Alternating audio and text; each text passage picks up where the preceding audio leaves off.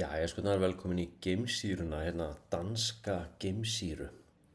Það kom upp ákveðið mál í gær sem ég sá á Project Unity sem er ansi stórt hlaðvarp með honum Jay Anderson. Hann er svona, virkur UFO rannsakandi og hann hefur mikið verið að stúdera píramítana í Giza platóið og fleira, og það sem ég ætla að tala um núna, reyna að hafa þetta eins stutt og hægt er.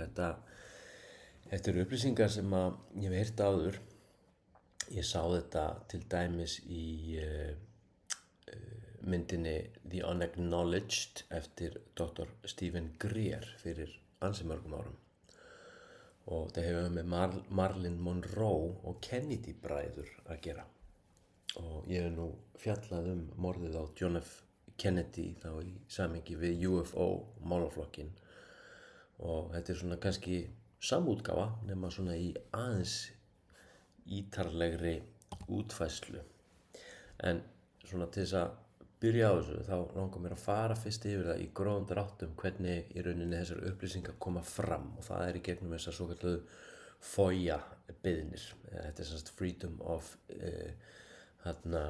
Information Act. Þetta eru sem sagt bara ákveðna beiðnir sem hægt er að senda á stofnanir til þess að fá opinberuð skjöl sem áður hafa verið skilgreind sem classified eða í leynd. Þannig að eftir að þessi FOIA-lög voru sem sagt sett af stað á, eða styrkt, þegar maður gefið ákveðin styrkur á 8. áratugnum, þá fóru UFO rannsakendur, blaðamenn, sagnfræðingar að óska sem sagt eftir skjölum í gegnum þetta FOIA. Til dæmis frá bandaríska flughernum, varnarmálaráðuneytinu, CIA eða National Archives and Records Administration sem er þjóðskjalasafn.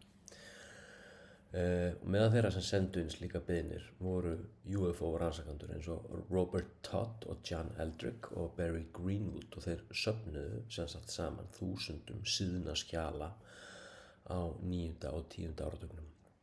Og það var árið 1980, eða milli 1980 og 1995, það sem að fór að koma fram nöfn á verkefnum sem að báru heitið Moondust og Blue Fly. Það var sem sagt á þessum árum, þá kemur þetta fram í hundruðum skjala, Project Moondust og Operation Blue Fly. Og það sem að í rauninni styrkti raunveruleika þessara verkefna, þetta voru sem sagt bara símskeyti, minnisblöð eða svona memos, ferðabeiðnir, flutningaskipanir og sem sagt skýrslur reverse, eða crash retrieval, eða svona svokallega endurheimt hluta sem höfðu fallið sem sagt af himni, og samskipti milli herstöða.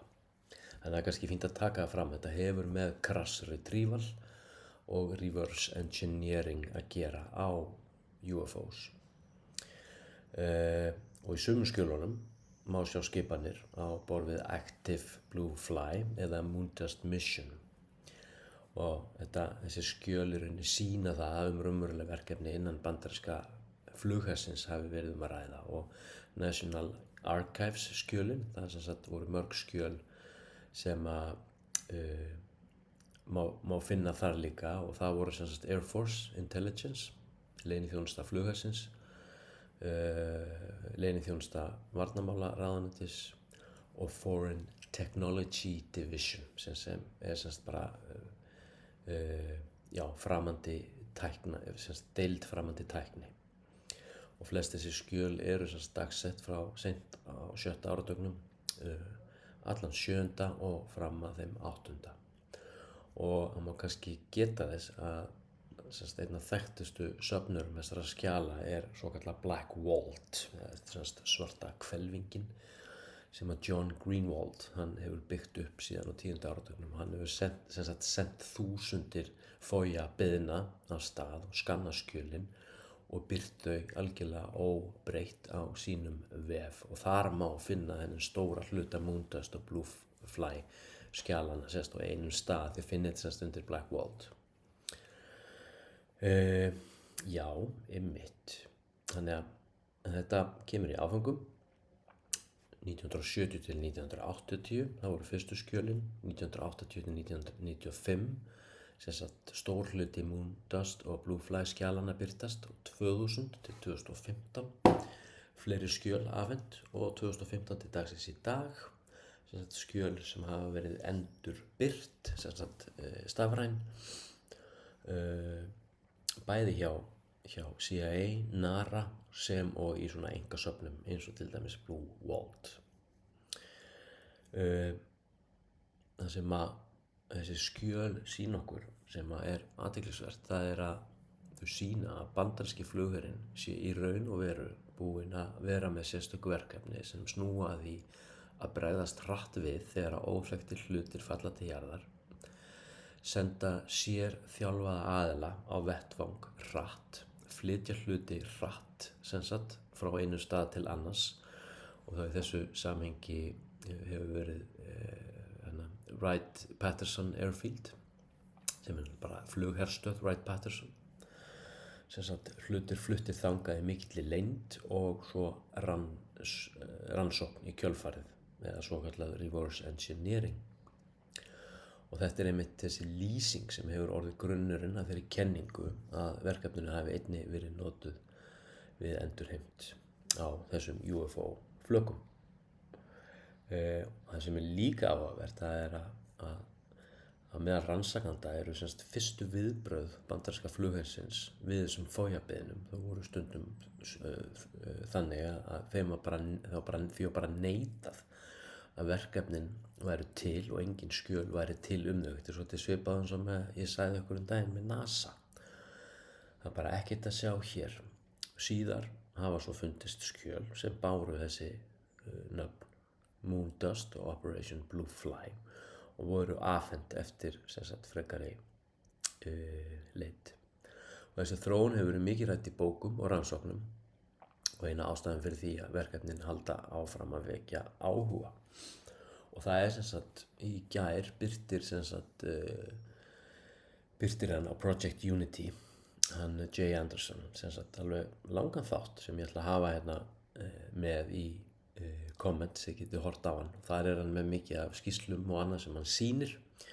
Ég er náttúrulega ekki heima hjá mér og geti ekki gert það með góðu, þannig að ég ætla bara að sleppa því.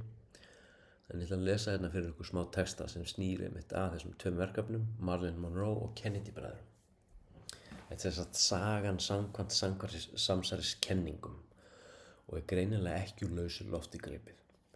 Fáar samsæriskenningar hafa þróast jafn mikið í gegnum árin og þær sem tengjast leynilegum verkefnum bandarískra stjórnvalda crash retrieval á UFOs, dauða Marilyn Monroe og morðunum á Kennedy bræðrunum. Búin að samfletta þetta þrennt. Og samkvæmt þessari frásögn eru þessi atvik ekki aðskildir sögulegur viðburðir eða atvik, heldur hluti af einni samfelldri sögu sem nær allt aftur til Roswell 1947.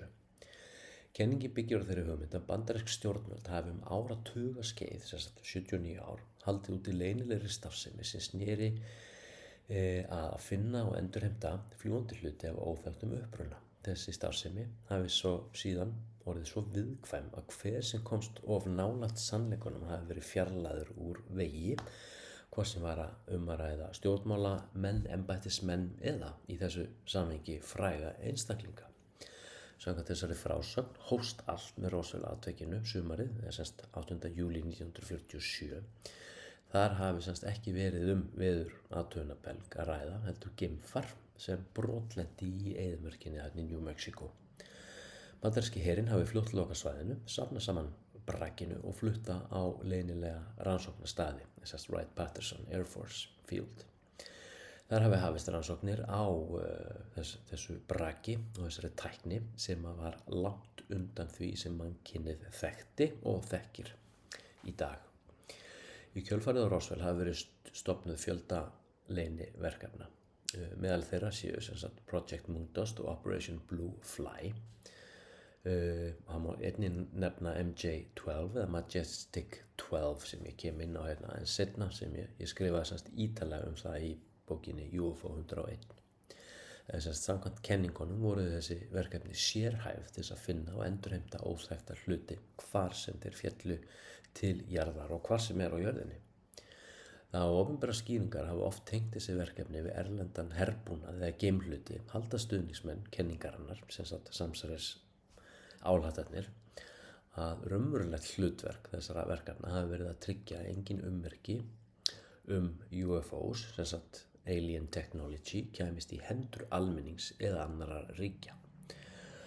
Operation Blue Fly oft lýst sem viðbragðssveit sem gat verið kölluð út með mjög skömmum fyrirvara þegar tilkynningar bárust dularfullan hlut sem hafði hrapað, hafði sér þjálfað lið verið sent á vettvang, svæðinu hafi verið lokað, vitnum haldið frá og hluturinn fluttur í mikilli leynd á viðeigandi rannsóknarstöðvar. Þar hafi vísindamenn, verkfræðingar og sérfræðingar úr hernum sem og einkaverktakar rannsakað efnið og reynt að skilja tæknina. Project Moondust hafi samkvæmt sömu frásögn verið stærri regnhlífa verkefni sem hélt utan upplýsingar þessa atburði. Þar hafi safnast saman skýrslur, ljósmyndir og rannsóknargögn frá fjölmörgum endurheimtum víðsvegar heiminn. Sumir haldaði fram að verkefnið hafi einnig haft það hlutverk að fylgjast með öllum tilkynningum óþekkta hluti og ákveða hvort Blue Fly ætti að vera sent á vettvang eða ekki. Samkvæmt kenningunum voru aðeins örfáir einstaklingar innan bandarískra stjórnvalda með fulla yfirsýn yfir verkefnin. Forsetar fengu aðeins takmarkaðar upplýsingar og margir háttsettir embættismenn vissu ekki raunverulega af umfangi starfseminnar. Þar kemur einmitt nafnið Majestic 12 oft fyrir. Þennan hóp segir að hann hafi verið skipaður af vísindamönnum, hershöfðingjum og leyniþjónustu fólki sem stjórnaði öllum upplýsingum UFO. Þegar John F. Kennedy var forseti árið 1961 telja margir samsæriskenningasmiðirnir en samt sem áður bara rannsakendur að hann hafi smá saman fengið aðgang að upplýsingum sem fyrri forsetar hefðu aðeins séð að hluta. Hann hafi viljað fá betri yfirsýn yfir verkefni, þetta leyniverkefni djúpryggis og talið að sum þeirra væru of compartmentalized eða of lokuð, jafnvel gagnvart forsetanum sjálfum. Því hafi hann farið að spyrja spurninga starfsemi sem tengdist þessum rannsóknum og svo fór sem fór. Í þessari frásögn kemur Robert F. Kennedy einnig við sögu. Hann var dómsmálaráðherra og einn af nánustu ráðgjöfum forsetans. Hann hafi einmitt samkvæmt kenningunum fengið að vita meira en flestir aðrir innan ríkisstjórnarinnar. Sumir telja að bræðurnir hafi rætt sín á milli þessar upplýsingar og þeir hafi haft áhyggjur af því hversu mikil völd þetta hólfaskipta djúpryggi höfðu yfir málaflokknum. Og svo kemur Marilyn Monroe inn í söguna. Hún á þessum tíma frægasta kona í jarðar, spáið því. En hvernig hún kemur til sögunar, það ætla að fara rétt yfir það. Það var 3. ágúst 1962, þetta er dagsetning sem stendur á svokölluðu Monroe Memo. Þetta er 1992, Timothy S. Cooper, hann segist á að fengi skjali frá heimildamanni sem hann lýsir sem fyrrum CIA skjalaverði. 1995 til 1999 þá fara skjölin í dreifingu meðal UFO rannsakanda og verða hluti af stærra safni MJ-12 skjalana.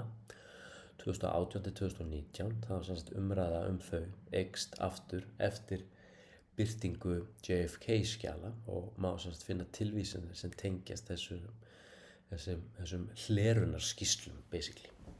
En Marilyn Monroe, hún eins og ég sagði, var á þessum tíma einn þekktasta kona heims. Hún átti í beinum samskiptum bæði við John og Robert F. Kennedy og samkvæmt samsæriskenningunum hafi hún óbeint komist í snertingu við upplýsingar sem voru ætlaðar aðeins örfáum einstaklingum.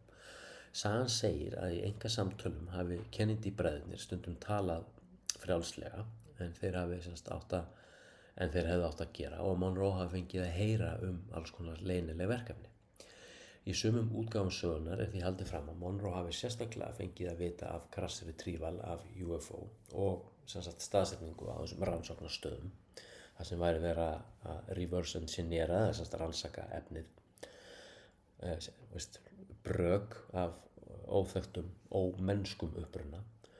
Hún hafi einnig vita af áformum, frekari áformum geimrannsóknir og möguleg tengsl þeirra við öll þessi leyniverkefni hersins. Þegar samband hennar við Kennedy-fjölskylduna fór að versna hafi hún samkvæmt kenningunum orðið sífellt óútreiknanlegri. Hún hafi verið reið, fundið fyrir svikum og jafnvel hótað að segja fjölmiðlum frá því sem hún vissi. Þannig að hún var orðin svona liability eða öryggis áhætta. Eitt umtalaðasta atriði í þessari sögu er svokallað Marilyn Monroe memóið sem ég talaði um áðan, sem á að hafa verið skrifað skömmu fyrir dauða hennar og samkvæmt frásögninni hafi þar komið fram að Monroe hygðist halda blaðamannafund þar sem hún ætlaði að segja frá sambandi sínu við Kennedy-bræðurnar og jafnframt upplýsa leynileg verkefni sem tengdust UFO og aliens. Þetta skjal hafi orðið eitt af lykilgögnum þeirra sem telja að dauða hennar tengist miklu stærra leyndarmáli en aðeins eitthvað hennar vandræðum með pillur og alkóhól. Og samkvæmt kenningunni þá hefur verið sett af stað ákveðið ferli til þess að koma í veg fyrir að þessar upplýsingar næðu fram.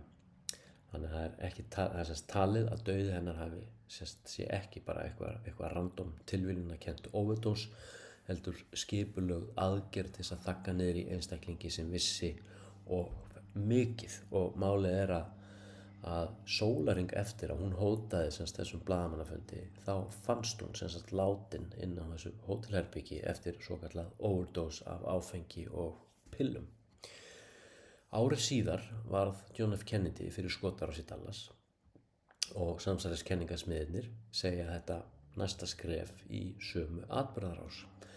Þeir telja að forsetinn hafi annaðhvort ætlað að afhjúpa hluta af þessum leyniverkefnum eða taka stjórn þeirra úr höndum þeirra sem að þegar höfðu stýrt þeim úr skugganum frá lokum síðari heimsstyrjaldarinnar. Og það er líka hefur verið talað um að hann hafi í gegnum ákveðna back-channela sniðgengið CIA og viljað enda þetta svokallaða kalda stríð.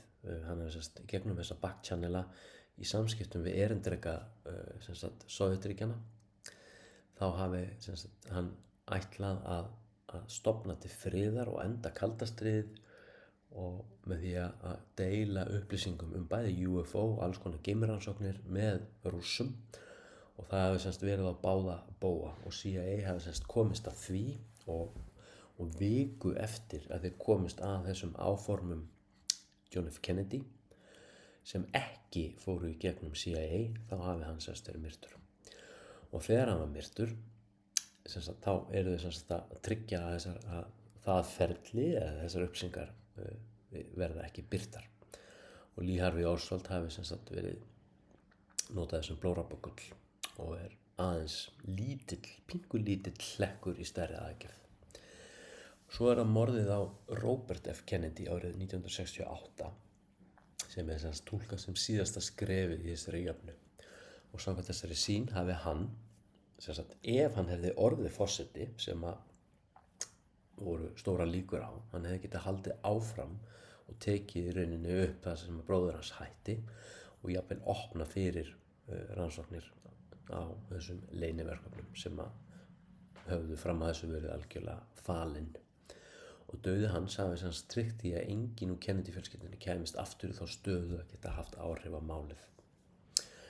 Í gegnum árin hafa fjölmargir höfundar og rannsakendur byggt ofan á þessa frásögn. Þeir tengja Moondust og Blue Fly við fjölmörg önnur meint verkefni og þar á meðal rannsóknarstöðvar á borðið við Area 51, Dulce og S4 sem er 10 kílómetrum utar við Area 51 við Groom Lake og þar er samkvæmt kenningunum að hafi farið fram tilraunir með tækni sem fengin var úr endurheimtum geimförum eða flygildum. Sumir ganga jafnvel svo langt að halda því fram að þar hafi verið unnið að svokallari reverse engineering eins og Bob Lazar talar frá S4 þar sem að reynt var að skilja og endurskapa framandi tækni. Kenningin er einnig yfir ýmis tækni framfaraskeið og það er stundum haldið fram að þróun til dæmis örgjafa, ljósleiðara og nýrra málmblandna, meðal annars memory metal sem maður sá í svona glerugna umgjörðum allt í einu, og annarar háþróaðra tækni hafa átt sér stað mun hraðar en ella vegna rannsókna á búnaði sem Bluefly og Moondust hefðu endurheimt. Og samkvæmt þessari heildarsögu tengist í Roswell, Moondust, Bluefly, Majestic 12, Marilyn Monroe og Kennedy bræðurnir allir að sama leyndarmálinu. Hvert atvik sé aðeins einn kafli stærri sögu leynilega baráttu milli þessara einstaklinga sem vildu halda upplýsingum földum og þeim sem taldir hafa komist of nálægt sannleikanum. Þess vegna eru þessu nöfn svo oft nefnd saman í bókum, heimildamyndum og umræðum UFO samsæriskenningar. Í þeirri frásögn mynda þau eina samfellda tímalínu sem hefst með myndu UFO, geimflygildi, sem Roswell árið 1947 og heldur svo áfram með leynilegum endurheimtarverkefnum á borð við Operation Bluefly og Moondust og nær hámarki með dauða Marilyn Monroe og morðið á þessum bræðrum. Og þess má geta að eitt af þessum skjölum sem hafa verið gerð opinber Marilyn Monroe, þá koma í rauninni þessi nöfn á þessum verkefnum einnig fram, Project Moondust og Operation Bluefly. Og það má segja að sem gerir þetta merkilegt að við virðumst vera þarna með basically sannanir, því að þetta kemur allt fram í þessum skjölum. Þetta ekki byggt á orðrómi eða kenningum þannig, því að þetta kemur fram í þessum skjölum sem eru bara aðgengileg okkur. Við getum bara með nokkrum höggum á lyklaborðið, þá getum við bara fundið þessi skjöl í hinum af þessum skrám sem að hýsa þessi skjöl sem hafa verið gerð opinber. En þetta áhugavert þótt vægt sé til orða tekið. Og maður spyr sig, hvað djúpríkið tilbúið til þess að gera í dag þegar að einhvers konar uppljóstrun virðist vera hafin, og ég hef nú leyft mér að efast forsendur þessarar uppljóstrunar, hvort sem hún sé af hinu góða eða hvort það sé einfaldlega verið að rugla okkur í rýminu og spila með okkur, breyta narratífinni, koma okkur á einhvern ákveðinn stað þar sem hægt sé að nota heilt trúarkerfi heils mannkyns hér á jörðinni til einhvers konar illverka sem munu svo leiða okkur inn í meiri ótta og meira ábyrgðarleysi einstaklingsins, þar sem við afsölum okkur bara aldrei ábyrgð hvað varðar ákvarðanatöku yfir til einnar herstjórnar. Áhugavert. Þegar ég sá þetta fyrst, eins og ég sagði í byrjun, þá var það í myndinni The Unacknowledged eftir Dr. Stephen Greer og hann hefur þótt svona ansi umdeildur, Dr. Stephen Greer. Hann svona, yfirlýsingaglaður, stórt ego að virðist, svolítið skrítinn, lítinn hornauga. Til dæmis má segja að viðtalið sem Joe Rogan tók við Dr. Stephen Greer á sínum tíma, þetta þetta fáum viðtölum, þetta 4 viðtöl allt í allt af mörg þúsund sem Joe Rogan hefur tekið, sem ekki lengur í birtingu. Þau voru af einhverjum ástæðum, og meðal annars þetta viðtal við Dr. Stephen Greer tekið úr birtingu. En það hægt að finna það á YouTube, eitthvað svona gamalt screen recording, og hann talaði einmitt þetta með Marilyn Monroe og Kennedy bræður í þessari heimildamynd sem kom út 2017. Og þar einmitt segir hann líka frá staðhæfingum Werner von Braun, hann lá á dánarbeðinu 1977, þá einmitt segir hann við aðstofakonu sína að aðgerðaráætlun þessa hólfaskipta djúpríkis sé þrískipt. Ég hef nú sagt þetta áður, kannski endurtekið þetta fljótt.